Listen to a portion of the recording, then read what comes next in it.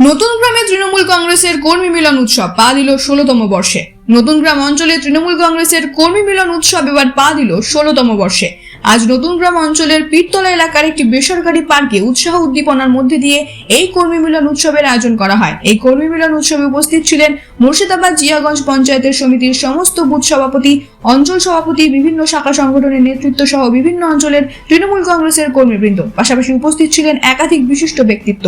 অনুষ্ঠানে বিশেষভাবে উপস্থিত ছিলেন মুর্শিদাবাদ জেলা পরিষদের কো-মেন্টর শাওনি সিংহ রয়, ব্লক সভাপতি গোলাম আকবরী সাহেব, সংখ্যালঘু সেলের সভাপতি কাউসার সাহেব, নতুন গ্রাম অঞ্চল সভাপতি সিরাজুল শেখ, নতুন গ্রাম পঞ্চায়েত প্রধান সুমাত্রা সরকার, উপপ্রধান সাহেব শেখ সহ আরো অনেকে। কর্মী মিলন উৎসবের মঞ্চ থেকে পশ্চিমবঙ্গের মাননীয় মুখ্যমন্ত্রী মমতা বন্দ্যোপাধ্যায়ের 68টি জনকল্যাণমূলক প্রকল্পের কথা কর্মীদের স্মরণ করিয়ে দেওয়া হয়। একই সঙ্গে আসন্ন বিধানসভা নির্বাচনকে সামনে রেখে কিভাবে দল সংগঠিতভাবে কাজ করবে সেই রূপরেখাও তুলে ধরা হয়।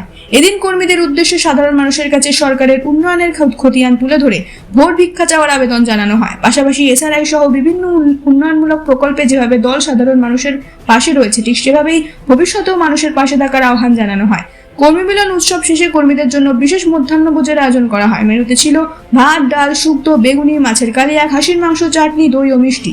এছাড়াও সন্ধ্যায় বিশেষ সাংস্কৃতিক অনুষ্ঠানের আয়োজন করা হয়েছে বলে জানান নতুন গ্রাম অঞ্চল সভাপতি সিরাজুল শেখ। মুর্শিদাবাদ থেকে মুন্তাকিম শেখের রিপোর্ট, এন বাংলা নিউজ। আজকে প্রতি বছরই আমাদের এই নতুন গ্রামের এই পার্কে আমরা কর্মীদেরকে নিয়ে সমবেত হই এবং একটা মিলন উৎসবের পরিণত হয়। সেটাই নতুন গ্রাম আজকের দিনে করছে। প্রত্যেকটা বুথের বুথ সভাপতিকে সম্মান জানিয়ে সেই বুথ থেকে কর্মীদেরকে ডেকে আমরা এখানে একত্রিত হয়েছি। এখানে রাজনৈতিক আলোচনা হচ্ছে।